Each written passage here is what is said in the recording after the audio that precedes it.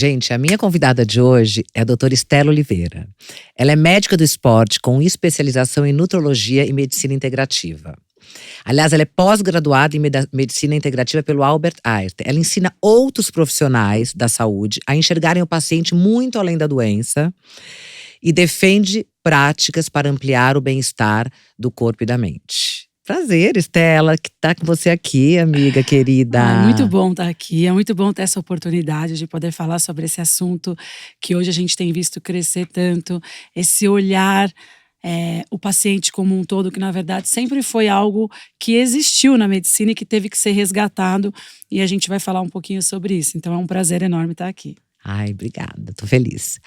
Agora vamos começar contando como você começou a tua carreira. Por que você escolheu a medicina, a nutrologia? Conta um pouquinho pra gente, só pra gente te conhecer um pouquinho melhor.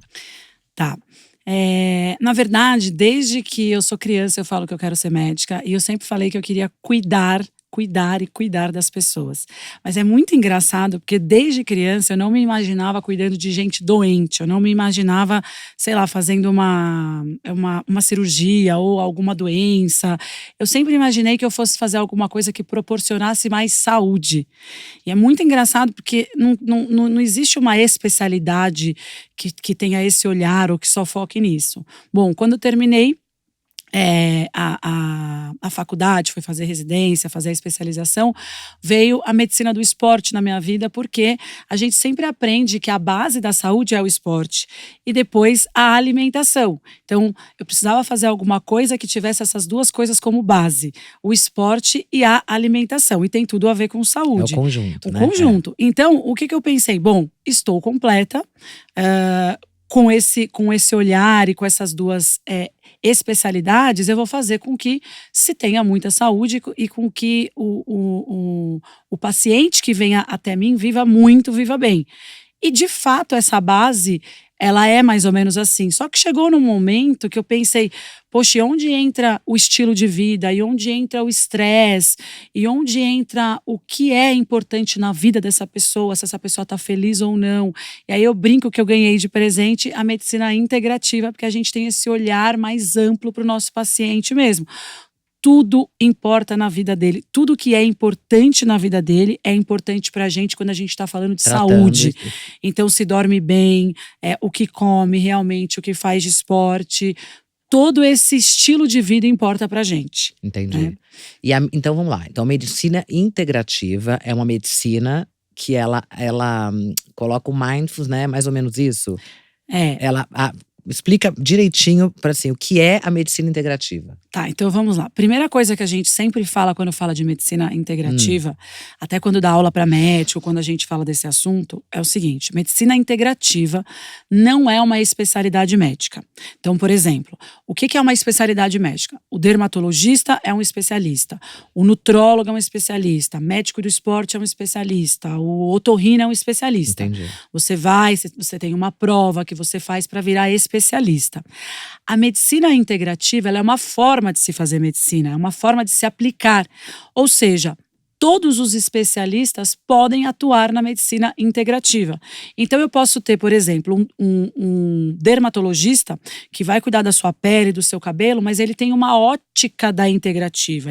Para ele, importa o seu estilo de vida, o seu nível de estresse, tudo isso conta. Para mim, na minha área, tudo isso importa. Tá, eu atuo no esporte, mas e quem tem estresse e o estilo de vida? Então, medicina integrativa é isso. A primeira definição. Qual que é a base dela? Ela olha o paciente como um todo. Tudo importa pra gente. Entendi. Então, tem um olhar mais amplo, importa essa questão da conexão mente-corpo. E na medicina integrativa, usa-se práticas integrativas. Exatamente isso. Então, Quais são essas práticas? Exato. Então eu posso ter, por exemplo, eu pego um paciente que foi me procurar para emagrecer.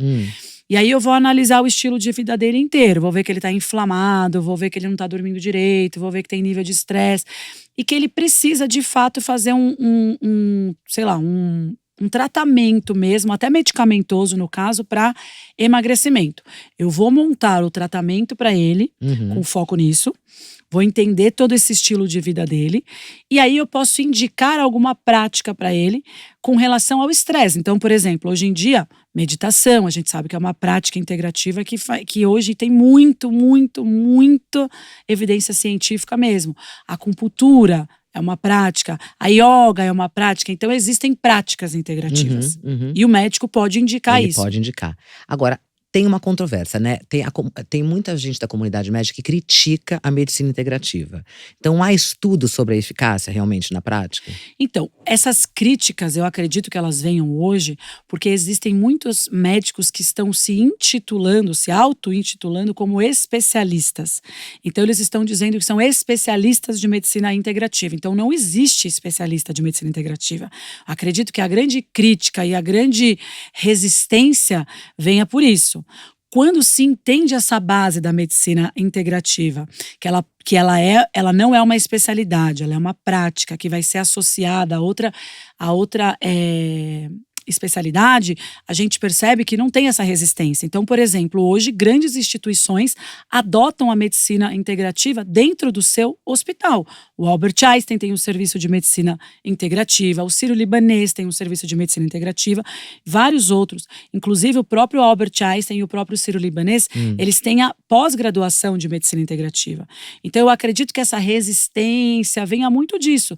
Existem muitos médicos que estão dizendo que são especialistas em medicina integrativa. Então é comprovado que tratar a saúde mental vai contribuir no efeito do tratamento convencional. Totalmente. Na verdade, não só a saúde mental, mas todo o estilo de vida do paciente. De vida, exatamente. Todo o estilo de vida mesmo do paciente. Então, um paciente que está mais inflamado, ele vai ter uma resposta pior. O paciente, obviamente, menos inflamado vai ter uma resposta melhor. O paciente que dorme bem, com certeza vai responder melhor a diversos outros tipos de tratamento. Um paciente que tem um intestino que funciona melhor. Um paciente que tem uma prática de yoga, por exemplo, ele pode ter uma resposta melhor para algum tipo de atuação. Então, hoje tem diversos estudos, né? Eu dei aula recentemente no Congresso Brasileiro de Nutrologia e a gente falou sobre isso, mostrando diversos estudos, mostrando diversos artigos científicos do quanto que hoje em dia a medicina integrativa, com as suas práticas integrativas, tem evidência científica em vários aspectos da saúde do paciente. E na fé, né? Porque diz que assim, é muito importante um paciente ter fé no tratamento das doenças para ela realmente e a fé na cura para ela realmente se curar e tudo mais. Né? A espiritualidade hoje ela entra até como um braço da medicina integrativa. Lá no livro do Albert Einstein que a gente estuda, tem um capítulo só falando da espiritualidade. Hoje eu faço parte do grupo que estuda lá sobre isso. É um grupo que está começando já com os encontros mensais, virtual, onde a gente já começa a falar de espiritualidade. E ela é um braço da medicina integrativa. Então, sim. E a gente precisa lembrar que não tem nada a ver com religiosidade. Para algumas pessoas, sim, tem a questão da religiosidade, mas é a questão da fé, no que eu acredito, o propósito, o que me move. E tem diversos estudos mostrando, sim, que pacientes respondem melhor a certas doenças e tratamentos quando ele tem uma espiritualidade de alguma forma mais avançada ou mais aguçada que seja. E quase todo mundo reclama de esgotamento físico, né, e emocional. Quais as primeiras atitudes que essa pessoa tem que tomar para conseguir melhorar? Olha, eu vou te falar, com certeza hoje a primeira queixa que eu tenho lá na clínica é esse cansaço. Seja quem me buscou para emagrecer, seja quem me buscou para melhorar no esporte ou por qualquer outra queixa mesmo, o cansaço tem sido a principal queixa, com certeza. Tem uma série de fatores para isso, né? Tem a questão de a gente viver inflamado, o estresse, a quantidade de informação que a gente recebe hoje, essa vida agitada. Tem agora a síndrome pós-Covid que cansa todo mundo e a gente tá vendo aí pegando 1, 2, 3, sei lá, diversas vezes, inflama. E deixa a gente cansado. Também, né? Sim, e deixa a gente cansado. O cansaço é um sintoma hoje que a gente tem visto que é muito o número 1, com certeza. Então hoje a primeira questão é buscar ajuda médica para tentar identificar de onde que pode vir isso. Porque a gente pode estar falando, por exemplo, de uma simples questão ligada à falta de vitamina, de nutriente. Então, a alimentação ajuda a isso. A reposição de vitamina, a suplementação de alguma coisa. A gente pode ter também, ainda pensando do ponto de vista físico, hormônios, deficiência hormonal, por exemplo. Uma testosterona baixa na mulher, por exemplo, a gente sabe hoje comprovadamente que um dos do início de sintoma é um cansaço, é um desânimo. Então a primeira coisa é, eu vou buscar ajuda para identificar se esse cansaço ele é físico. Físico, deficiência de alguma coisa, como a gente falou. Vitamina, hormônio, ou eu estou fazendo esforço demais, ou eu estou inflamado. A gente identificando isso, a gente vai para a atuação ou para o campo, digamos assim, emocional. Poxa, tô com vitamina super legal, tô com hormônio super legal e ainda tô com esse cansaço, esse desânimo. Será que eu não tô deprimida? Também, né? A parte sexual, você tem que ficar de olho. Total. Porque também tem isso, também é ligado a isso. Muitas vezes você acha que você tá com uma libido baixa, você vai correndo querer repor algum hormônio. E aí você vai lá, o hormônio super normal. Opa, não é uma libido baixa, é um cansaço, é um desânimo. Você pode estar deprimido. A depressão, muitas vezes, ela pode começar como o primeiro sintoma, um cansaço. E não necessariamente você ficar chorando, não. Você pode ter um desânimo, um cansaço. Óbvio, já tive várias vezes. Já te procurei várias vezes pra desanimar, tô cansada, doutora. E às vezes falar, eu acho que eu tô deprimida. Não, peraí, vamos olhar o que tá acontecendo, né? Então, e aí você também entra com os injetáveis, né? Você consegue controlar e você consegue substituir, né? Substituir as vitaminas e também pelos injetáveis. A via injetável hoje ela é só uma via de atuação. É só uma via de atuação. Então, a gente tem reposição hoje de várias coisas via oral, injetável, intramuscular, transdérmico, gelzinho, por exemplo, o implante. Então tem várias vias. Qual que é a diferença de você aplicar o gel ou de você colocar o chip ou você tomar a testosterona? É só a via de entrada. E como você identifica qual que é a melhor opção para cada paciente? Ótimo isso. Primeira coisa pra gente, já que a gente tá falando de uma forma séria, uma forma ética, então a primeira coisa é a gente esquecer esse nome chip. Você tem direito de falar chip. Porque é o chip da beleza, você gente. Você tem direito de falar pelo chip da beleza. Você tem todo o direito de falar chip, porque você não é da área médica, não é do meio científico, então você pode falar. Poderia ser, doutora, porque olha, eu sei… Já tá, ela manja tudo, de verdade. Olha, eu sou louca em médico, louca nos meus médicos. Então a primeira coisa como médica é a gente explicar que esse nome chip, ele veio de uma questão comercial, marketing mesmo, com esse efeito secundário que se dava em mulheres que colocavam um implante de gestrinona por uma condição médica mesmo, que é quem tem endometriose, que é a única indicação mesmo. Os médicos, quem usava esse implante de gestrinona para endometriose via uma série de benefícios secundários. Mais disposição, a celulite, a parte muscular. É o principal que eu acho que o povo procura. E aí, começou a ser usado para essa parte estética, começou a ser usado para isso, mas a indicação verdadeira é para quem tem endometriose. Só que o implante, e não o chip, ele é só uma via de ação. Então hoje o que a gente tem? Vou dar um exemplo. Hormônio, que é polêmico, tudo isso, mas a gente precisa falar. Hormônio, quando eu preciso fazer uma reposição numa mulher que tem de fato indicação, menopausa, ou tá naquela fase de transição menopausal, aquela queda hormonal comprovada clinicamente e comprovada nos exames, a gente parte para a decisão de como que a gente vai fazer essa reposição. A via transdérmica é uma via muito segura e uma via muito eficaz. Eu não vi muito resultado com a via transdérmica. Então, aí que entra. Tem algumas pessoas que não têm bom resultado na via transdérmica. Essa pessoa é uma pessoa para a gente pensar, por exemplo, numa via subcutânea, no implante. Então, primeiro, a gente precisa tentar a via mais usada, a via que a gente consegue modificar mais quando a gente precisa. Então eu preciso aumentar a dose, preciso diminuir a dose. Poxa, a via transdérmica é uma via muito segura para isso. E tem paciente que escolhe simplesmente pela comodidade. Então tem aquele paciente que fala assim, já tentei usar diversas vezes, de fato quando eu uso bem certinho a minha testosterona, por exemplo, eu vejo o resultado, mas aí eu começo a esquecer, aí eu lembro, aí eu não lembro, aí eu vou viajar, eu não levo. Chega mais tarde, esquece, como qualquer outro remédio que você tem que tomar regularmente. Mas uma outra coisa que eu acho assim, uma dúvida que eu já ouvi assim, você colocando um implante é mais perigoso de você ter algum efeito colateral e não conseguir tirar? Esse é o problema? Porque assim, quando você coloca, ele fica, hoje em dia, sei lá, antigamente era 1 ano de implante, hoje em dia eu acho que são 6 meses. A pessoa que coloca e tem muito efeito colateral, como é que faz? Exatamente aí que está a grande questão com relação ao implante. Por quê? Isso daí, essa coisa de ter muito efeito colateral, geralmente acontece se foi indicação errada, dose errada, paciente errado. Quando você faz de uma forma segura, paciente que tem de fato indicação, então uma mulher menopausada, tá ali precisando repor hormônio e tal, na transição menopausal, você olhou os números, viu como que tá clinicamente, escolheu dose certa, escolheu dose onde você consegue saber, onde você já sabe que não vai ter efeito colateral. Tudo isso, Vivi, é muito olhar essa clínica, é muito olhar os exames, é olhar o contexto da paciente, é ter ética. Então, eu vou te dar um exemplo. Eu recebi essa semana uma paciente que ela já coloca implantes, se dá super bem com implantes e, teoricamente, estava na época de colocar um novo implante, porque passaram lá os 6 meses. Ela não coloca comigo, ela veio comigo pra gente olhar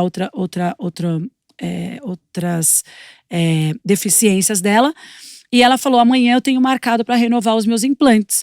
E aí a gente foi ver os exames, a gente foi olhar tudo e eu falei, olha, deixa eu te falar uma coisa.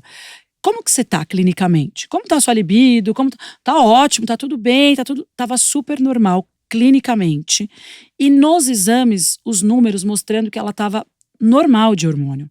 Ou seja, já tinha passado os 6 meses, ela estava marcada para colocar, mas ainda estava com efeito daquele implante que ela tinha colocado. Ou seja, eu não colocaria, eu não renovaria. Eu ia falar, vamos esperar, você está clinicamente bem, né? você está bem. Então, esse olhar ético de falar, não está na hora de você colocar, vamos esperar um pouco mais. Tá vendo? Ó, como você está bem clinicamente, você está super bem. Se ela, de fato, colocasse, ia se somar ainda o resto daquele que tinha, com esse novo, provavelmente nessa vez iria dar algum efeito colateral negativo. Entendi. Quem ia levar a culpa? O implante, o médico, todo mundo. Então, entendi. assim, tem que ter esse olhar. Mas é uma via de atuação. Do mesmo jeito que tem gente, por exemplo, vai repor ferro. Preciso repor ferro. Constatado clinicamente, cansada, queda de cabelo, unha fraca. Olha no exame, ferro e ferritina baixa. Vamos repor? Vamos.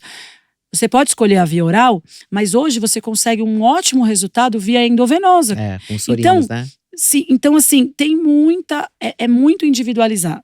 E é uma questão de não criar moda. Então essa coisa, o sorinho, chip, isso é uma moda que foi criada, né? Entendi. Mas no meio médico não se usa isso. E escolher a via de ação. Então existem vitaminas, por exemplo, a própria vitamina D, se faz vitamina D intramuscular, tem uma boa resposta. Mas ótimo, a vitamina D via oral também tem uma ótima resposta. Entendi. Então não adianta o médico falar, não, tem que ser intramuscular. Não, a via oral também tem uma boa resposta.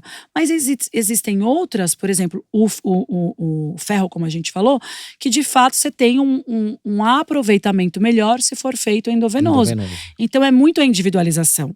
Então a gente prega muito essa individualização, esse olhar como um todo. Eu conhecer o meu paciente, eu conheço a Vivi, eu sei que a Vivi gosta de estar mais magrinha, mais assim, a Vivi treina pra caramba, ela precisa ter mais disposição pra treinar. Então pra ela, tá com um nível ali de certa vitamina mais ou menos, não, tem que estar mais alto, tem que estar melhor. Pra ela, tá com um hormônio assim. Então o médico, tá feliz. Pra ela tá feliz, o médico precisa conhecer seu paciente, não tem que ter uma padronização.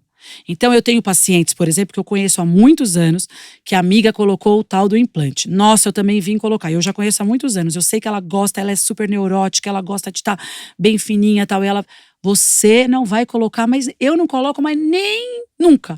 Mas por que não, doutora? Porque você vai pirar se você ganhar um pouquinho de peso porque você aumentou o músculo. Você vai pirar se você… Ai, é verdade, bem que você me conhece mesmo. Então, tem que conhecer cada paciente quando você vai indicar. Entendi. Né? Agora, voltando aos alimentos, né? Eles causam uma inflamação. Isso é assim, você tá falando tipo glúten, lactose ou outros alimentos? Ou você tem que fazer um teste realmente para saber? Porque tem gente que tem gente que não tem. Ou essa inflamação de alguns alimentos é geral? Essa inflamação de alguns alimentos, ela é geral, sim. A gente sabe hoje, não precisa fazer teste. Dá uns exemplos, então, só pra gente entender. Não precisa fazer teste para saber que o glúten, ele é inflamatório. Mas é claro que a gente tem que pensar na vida real, no contexto real. Eu vou tirar o glúten da minha vida? Nunca mais eu vou comer uma pizza? Nunca mais… Eu não consigo, imagina. Imagina, claro que não. Mas a gente sabe que todo mundo que conseguir dar uma reduzida em algum grau, dar uma diminuída, eu não preciso comer o pãozinho francês todos os dias. Eu posso substituir algumas coisas. Vai ver sim resultado bom, vai ver sim esporadicamente benefício. pode. Com certeza. Existem alimentos que a gente sabe hoje que são inflamatórios, que são pró-inflamatórios. Na verdade, a nossa alimentação no geral, hoje em dia, ela é muito pró-inflamatória. Então a gente precisa tomar cuidado. Mas a gente tem que trabalhar com vida real. É isso. O vinho é maravilhoso, a gente ama, relaxa, diversos benefícios. Tem gente que diz que tem que tomar, aliás, eu já ouvi dizer que tem que tomar uma taça de vinho por dia. Ter que tomar não, ter que tomar não, mas que é bom uma taça de vinho por dia. O problema, sabe qual é o problema? Quando a médica toma. Quando a médica toma. E tem gente que não consegue ficar só numa taça, né? Tem essa questão, lógico. Mas o que eu te falo é, o vinho… Poxa, maravilhoso, diversos benefícios, ele tem a questão do social, poxa, que gostoso numa sexta-feira sentar com o marido, tomar uma taça de vinho, sentar com um amigo, mas o álcool, ele é inflamatório. Então, por isso que eu falo, tem coisa que é inflamatória, qual que é a questão? Quanto que eu tomo, qual que é o exagero que eu tô fazendo. Tem gente, por exemplo, que não bebe a semana inteira, super regrado e tal. Eu bebo de final de semana. E aí, mas no final de semana dá aquela exagerada, inflama muito mais do que se tomasse talvez um pouquinho mais vezes na semana. Entendi. É muito individualizado. Agora, vamos até falar de uma coisa assim que eu acho que vai ajudar bastante quem tá vendo a gente aqui. Quais são as bebidas menos inflamatórias? A que menos incha, doutora? Porque assim, vinho, cada hora uma fala que é saquê, outra fala que é gin. O que menos engorda? O que menos incha de bebida? Bom, pergunta polêmica. Eu quero ajudar minhas companheiras, minhas amigas. Mas vamos lá. Com relação à inflamação, acho que a gente não dá nem pra gente falar isso, porque o álcool, ele é inflamatório. E obviamente que vai depender do quanto você toma, tal. Mas com relação a emagrecimento, com relação a engordar menos… E olha, eu nem devia falar isso, não vai gerar um bando de alcoólatra aí. Mas… De fato, o gin, ele é menos calórico, sim. Então, por isso que ficou na moda essa coisa de blogueiro fitness e tal. Não bebe, não come, mas tá sempre com uma tacinha de gin nas festas. Entendi. Então, sim. Mas assim, é muito individualizado. Cada bebida alcoólica tem seu valor calórico, mas enfim. No quesito inflamatório, o álcool é inflamatório. No quesito não engordar tanto, digamos assim… O gin, ele é uma escolha melhor. É uma escolha melhor. Com certeza. Gente, mas assim, a pessoa que não bebe, porque vai inflamar alguma coisa, também não bebe nada, também a vida fica muito chata. Tomar uma tacinha de vinho, sair com os amigos. Quer dizer, pra quem não tem problema com álcool, entendeu? Mas… Exatamente isso, e eu brinco… Também assim, você vai ficar mais magra, mas você vai ficar mais chata, mais desanimada. O marido vai te mandar pra aquele lugar, sei lá. Olha, vou te falar. Essa é uma das questões que eu discuto muito com as minhas nutricionistas. Eu tenho nutris que trabalham na minha equipe, depois a gente pode até falar a diferença nutri, nutrólogo. Isso eu tenho as nutris que trabalham na minha equipe, e a nossa regra é assim, gente, a gente só trabalha com vida real. Vida real, vamos lá. Vida real, acorda, é isso. Tá, para algumas pessoas, é vida real não ingerir uma gota de álcool. Ótimo, eu brinco, eu falo, não serve pra ser minha amiga, eu brinco. Mas tem gente que é isso e tudo bem, essa é a vida real dela, então vamos respeitar isso. Para outras pessoas, eu trabalho, por exemplo, com pessoas que trabalham com eventos, que têm uma vida social super ativa. Então não existe a menor chance de falar que não vai beber uma taça de vinho ou não vai ter álcool na sua vida. Então as minhas nutris sabem disso. E a gente tem percebido, Vivi, que esse modelo do respeitar a vida real, quando vai traçar um plano alimentar, quando vai traçar um projeto para emagrecimento, ou um projeto para longevidade, ou um projeto de saúde, é importante levar em conta isso, essa questão da vida real. Por quê? Porque senão fica uma meta verão, não suporto esse negócio de ler, projeto verão, não sei o quê. Isso. Sabe? Senão fica uma meta casamento, meta verão, meta chato. Casar de novo, meta, sei lá, viagem, vira meta. Meta terceiro marido, meta quarto oitavo marido. E a gente tem que fugir de meta e de padrões quando se fala de saúde e principalmente quando se fala da parte alimentar. Muita gente me pergunta, jejum intermitente, a dieta jejum intermitente, glúten. vamos falar de jejum intermitente? Vamos. Eu, por exemplo, faço às vezes e eu acho que é bom. Posso te falar? Pra mim, funciona. O jejum intermitente é muito mais, gravem isso, que isso é muito legal de entender. O jejum intermitente é muito mais um estilo de vida do que uma dieta.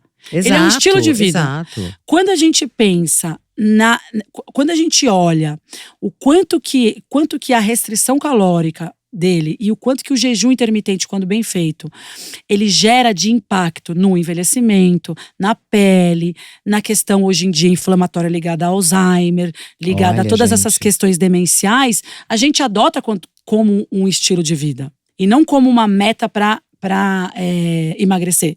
Tem algumas pessoas que se beneficiam do jejum intermitente, inclusive na perda de peso, ótimo. Mas tem algumas pessoas que percebem muito mais os outros benefícios. Exato. Eu faço jejum intermitente, não faço todos os dias, né? Eu sempre faço 3 vezes. Segunda-feira é o clássico, de quarta, dependendo da semana, se foi muito estressante, até mais vezes, mas muito mais como estilo de vida. O quanto que desinflama, o quanto que melhora a minha capacidade mental durante a semana por essa questão mesmo de concentração melhor. Então o jejum intermitente hoje, eu converso isso com as nutris, quando eu dou aula, quando eu falo, gente, esquece essa dieta do jejum intermitente, é estilo de vida. Tem gente que se adapta muito bem, tem gente que não. Então não dá para existir um padrão quando se fala de dieta. Entendi. Né? Então aquilo que a gente está falando da vida real. Para algumas pessoas, o jejum intermitente é a vida real. E tá tudo bem. Tem gente que foca, que tem essa coisa do foco em corpo, né? Eu acho que é muito mais um lifestyle, uma coisa pra cabeça e tudo mais, do que também só um corpo bonito. Agora, então, vamos explicar. Acho que todo mundo tem um pouco essa dúvida. Qual é a diferença entre médico, nutrólogo e um nutricionista? A primeira grande diferença é a formação. Um é médico, que se especializou em nutrologia, e o outro fez nutrição.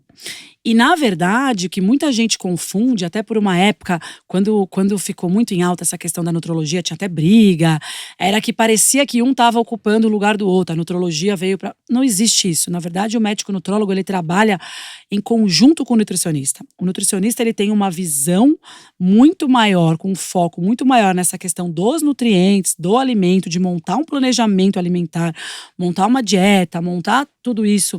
E ele também pode fazer reposição de suplementação, óbvio.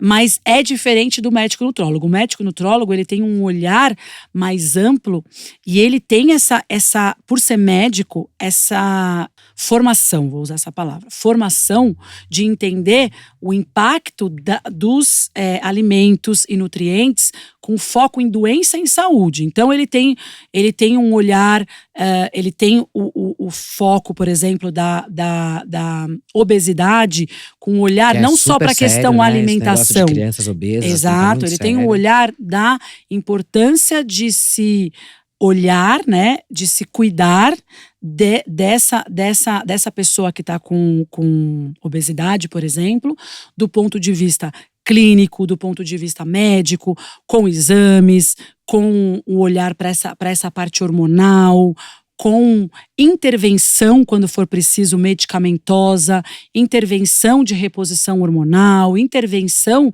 de suplementação que o nutricionista não tem.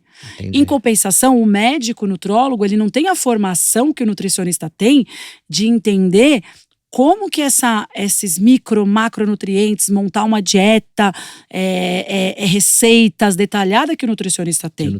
Obviamente que essa é uma explicação bem geral e bem leiga, mas na verdade, são duas especialidades que devem andar juntas. Entendi. Se você vai em um nutrólogo que não tem um nutricionista na equipe, ele montar a dieta sozinho, não vai ser legal, né? Vai faltar alguma coisa. E o nutricionista que tem, por exemplo, um paciente que já está clinicamente, por exemplo, doente, ou não está com essa parte hormonal, como eu falei, todo esse olhar médico bem organizado, a dieta dele ou o plano alimentar dele talvez não tenha tanto sucesso quanto se tivesse com alguém que já estivesse fazendo acompanhamento com esse médico. Né? Então as duas elas se complementam. A medicina integrativa, ela pode ajudar as pacientes que estão entrando na menopausa? Porque assim, a menopausa realmente eu vejo inúmeras pessoas reclamando muito. Parece que é um processo muito difícil, né? Para algumas mulheres. Tem mulheres que não sentem nada. Então, como que essa medicina integrativa ajudaria essas mulheres? Olha, quando a gente fala de menopausa, tem duas coisas, dois olhares importantes hoje em dia. Primeiro é a mulher que de fato menopausou.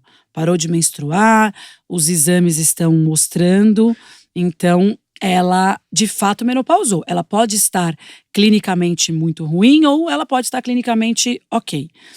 Mas uma outra coisa e uma outra fase que a gente já atua, e aí o olhar da medicina integrativa, ele abrange mais, é essa paciente que está vivendo a transição menopausal.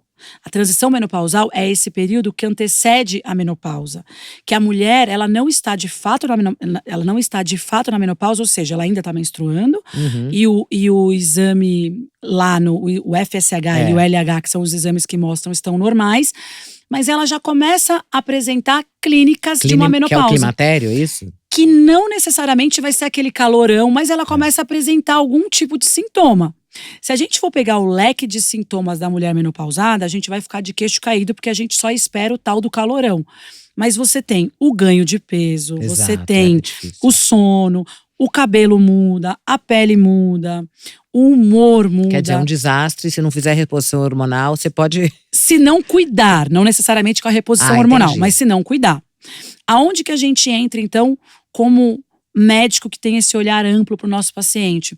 A gente já vai captando como a gente conhece o estilo de vida, como a gente se aprofunda na vida dele, sintomatologicamente. Então a gente já começa desde assim, relacionamento, como que tá relacionamento? Tá brigando muito, tá estressado, tá… Como a gente olha tudo, a gente já capta sinais de uma possível transição menopausal.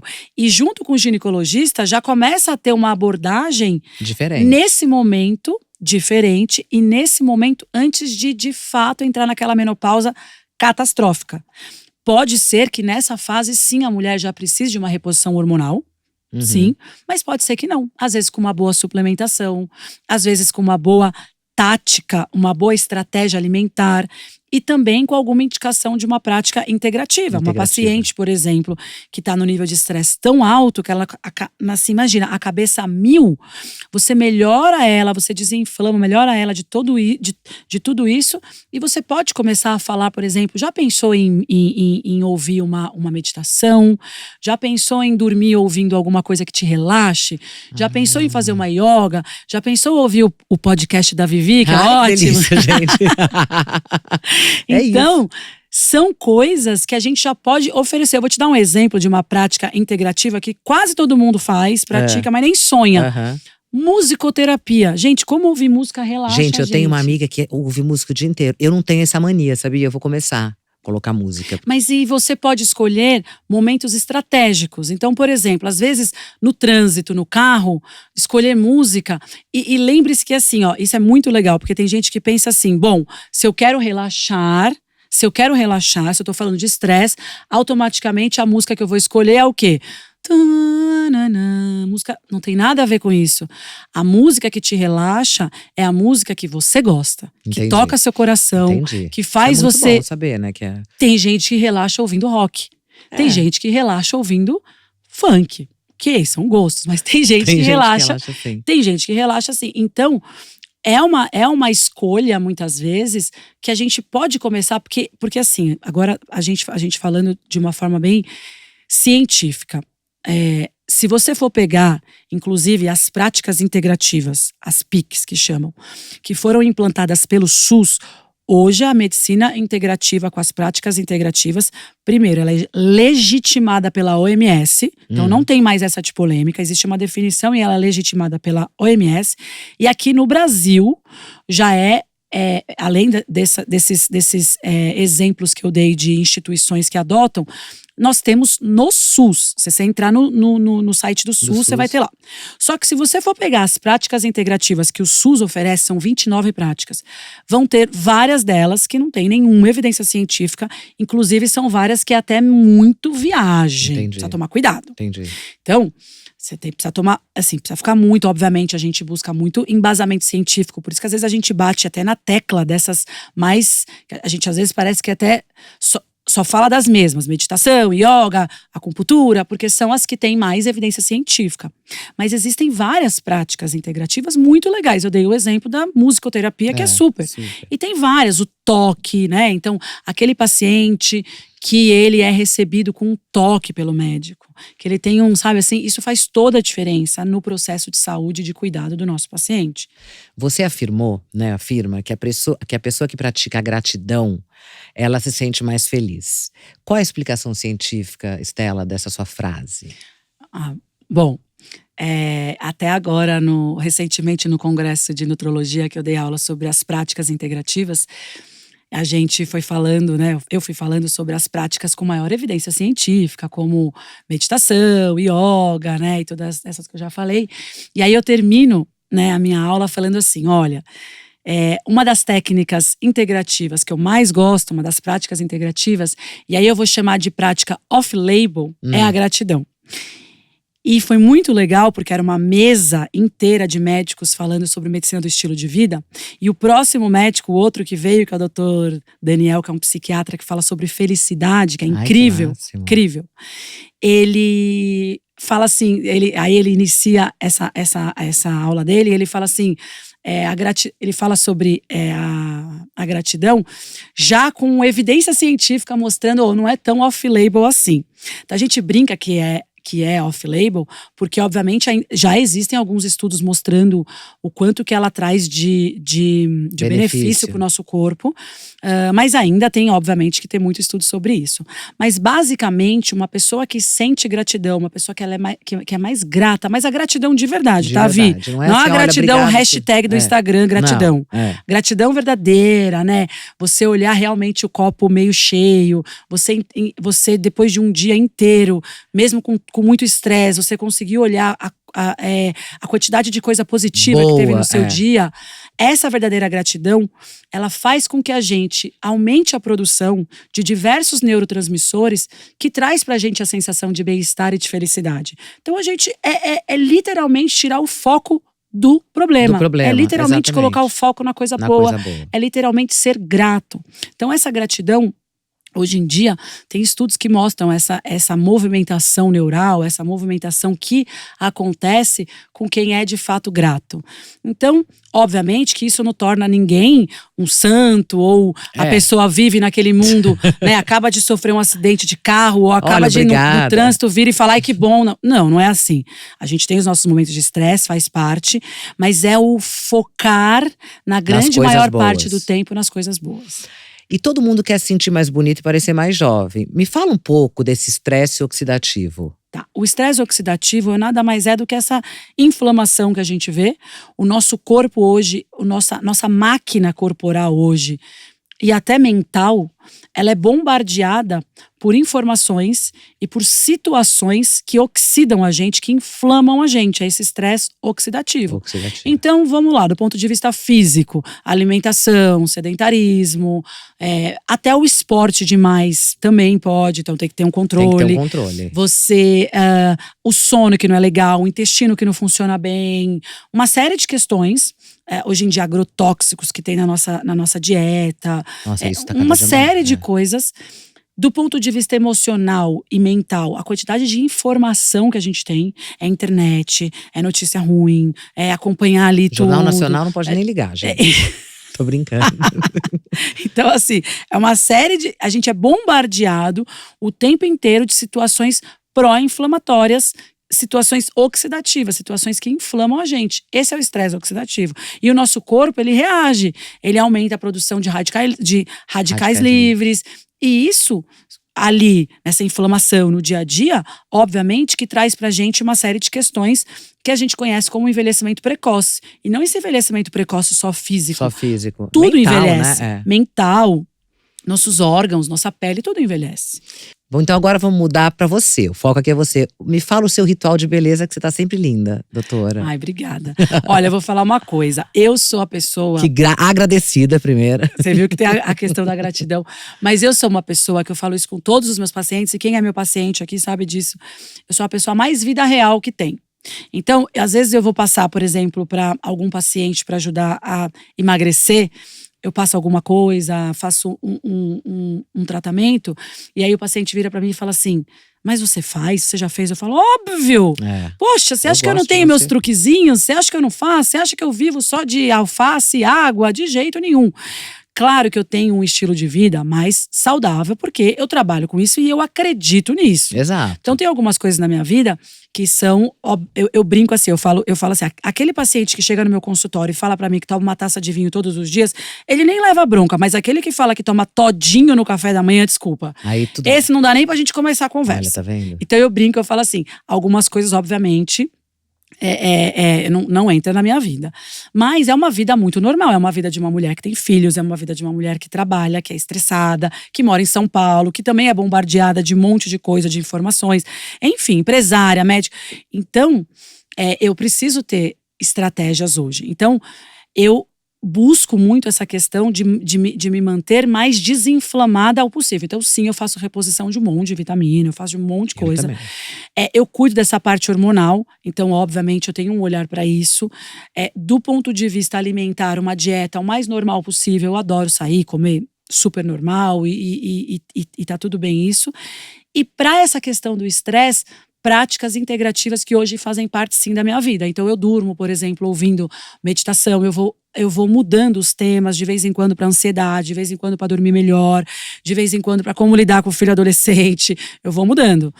Eu gosto muito da aromaterapia. Aromaterapia, os óleos essenciais que você faz que assim? eu uso tanto no cheirinho quanto no difusor, me ajuda a relaxar. Tem semanas que uma boa taça de vinho é a melhor prática integrativa que se pode ter.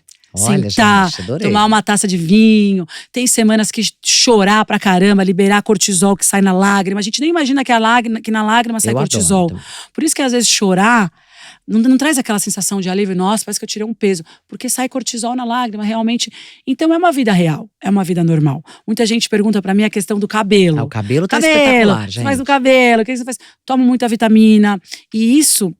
Eu tenho uma super amiga, a doutora Ana Karina Junqueira, que é uma das maiores tricologistas hoje, com certeza, do Brasil. Ela fala muito isso, que o fato de eu já viver desinflamada, fazer reposição de vitaminas há muito tempo, retarda o aparecimento de cabelos brancos. Então, tem essa questão. Não tenho, não pinto cabelo. Bom, então agora a gente vai pro nosso ping-pong, tá? Aí você fala aí uma opção, você fala o que você quiser. Comida enlatada e congelada, às vezes ou nunca? Às vezes. Chás emagrecedores funcionam? Não. Intestino preso tem cura? Sim, e deve ser curado, deve ser investigado. Isso é muito legal, falar disso, porque eu atendo pacientes, às vezes, com 40 anos, 50 anos, que eu pergunto, como que está o seu intestino? Ah, eu vou dia sim, dia não, eu vou dia sim, 2 não. Mas isso já é normal, isso foi a vida inteira assim. E essa pessoa acredita que vai passar a vida inteira assim. E de fato, você tem que olhar para isso e tem tratamento sim, tem que cuidar disso e não tem que virar uma coisa normal. Tem que ir ao banheiro várias vezes por dia, uma vez por dia? Pelo menos uma vez por dia. Não é só a ida, a qualidade das fezes e tudo mais. Tem que olhar para isso, porque a saúde intestinal não deve ser abandonada. E mais ainda, aquela brincadeira, aquela história, na verdade, de que o intestino é o segundo cérebro, é muito real. Né? A pessoa fica enfesada. Enfesada, literalmente. Quais gorduras saudáveis que você acha que a gente deve consumir? Abacate, com certeza. Castanhas. Ah. Abacate, assim, não tenha dúvida. Qual das duas castanhas também? Isso é aquela grandona do Pará ou a… As duas, As mas aí duas? que a nutricionista tem que fazer o cálculo certinho, porque Entendi. não pode ter excesso, porque tem… Isso já é com a nutricionista. Mas assim, tem excesso, pode causar hipervitaminose, sim. Café é fonte de energia? É uma boa fonte de energia? Porque eu sou viciada, por exemplo. Café é uma boa fonte de energia, mas precisa tomar também cuidado com dose, com quantidade de café. Hoje em dia tem uma questão das cápsulas de café, por exemplo, de alumínio, que a gente já tem visto. Tem um estudo de 2022 Ai, meu Deus do céu. que mostrou que as pessoas estão mais intoxicadas de alumínio, e pode ser sim das cápsulas de café. Então precisa tomar cuidado. Olha, isso é uma novidade. Mulher precisa repor testosterona? Mulher precisa olhar para a sua testosterona. A testosterona é um hormônio importantíssimo para a mulher. Quando a gente pensa em testosterona em mulher, a gente pensa primeiro assim… o que ela tem de efeito? O que é mais divulgado? A parte muscular e a parte sexual. O pavor de mulher com relação a testo por 2 motivos. Vou ficar sarada, vou ficar aquela coisa bizarra que a gente vê por aí, que a gente sabe que não tem nada a ver, porque isso é uso de esteroides e outras coisas. E o medo com relação ao câncer, que já caiu por terra muitas vezes. É um assunto bastante polêmico, mas que obviamente tem toda a individualização, tudo isso. Mas, quando as mulheres entendem todos os outros benefícios que a testosterona traz, então vamos lá. Todo mundo vai querer. A gente tem um efeito antidepressivo da testosterona, a gente tem melhora de memória, a gente tem um efeito sinérgico com o estradiol, a gente tem uma ação anti-inflamatória, a gente tem a parte óssea, que a testo ajuda. Então, olha quantas funções. Então, sim, as mulheres devem olhar para a sua testo. Se deve repor ou não, é muito individualizado. De fato, tem mulheres que não podem repor. Então, isso tem que ser individualizado. Tem que ser individualizado. Autoestima ajuda a evitar doença? Amei essa pergunta. Autoestima ajuda a evitar doença. É muito legal falar disso hoje, porque a gente… toca na parte da estética. Então, a estética, ela sempre foi mal vista em alguns lugares, principalmente em meios científicos. Então, a dermatologista que cuida de estética, ela é pior, teoricamente, do que a dermatologista que cuida de doença. O nutrólogo, ele é pior, porque ele vai mais para essa parte estética e emagrecimento do que o endócrino e tal. Quando a gente entende que quando a gente está falando de estética, nós não estamos falando de padrão de beleza, e sim da imagem que eu olho no espelho, vejo e gosto e me sinto feliz, o impacto que a estética tem hoje na autoestima e o quanto que a autoestima gera saúde, a gente passa a valorizar a estética. Tem um estudo muito legal, foi super divulgado até, saiu em várias mídias até, falando do benefício do Botox. Eu não vou lembrar, eu só vou falar aqui por cima. O Botox relacionado à depressão. E aí, ficou até meio na dúvida quando eu fui ler sobre o Botox, a substância Botox diminui a depressão e tal, e não tinha nada a ver com isso. Era o quanto… Mostrava mais ou menos assim, resumidamente, as pessoas que estavam em dia com o Botox estava mais feliz. A imagem que via no espelho diminuindo aquela sensação de braveza ou de mais triste, ficavam mais felizes, tinham menos depressão pela imagem que estavam vendo. Então, Botox, uma coisa estética, ligado à autoestima, ligado à felicidade. Quer dizer, uma coisa está ligada na outra. Totalmente. Então, a autoestima tem que ser e faz parte, é um dos pilares e dos braços da medicina integrativa, por sinal. A vida sexual influencia na saúde e na felicidade? Total. Uma das frases que eu mais me revolto, que eu acho que já diminuiu muito, mas que ainda existem, colegas médicos que falam para paciente, principalmente a mulher menopausada, ou que está entrando na menopausa, que é assim mesmo, é normal o libido cair, porque o hormônio caiu e basicamente senta e chora. Me revolta muito. E isso também vem daquela imagem da mulher mais velha, 50 anos, menopausada, mais velha, vovozinha, que já tem que se acostumar com tudo isso. Claro, hoje em dia a mulher de 50, de 50 a mais, 40 e poucos mais, que já tá nessa fase, ela tá voando, ela tá bombando. Então ela tem que estar bem, sim. E a vida sexual, ela entra sim como uma questão de saúde, assim, emergencial.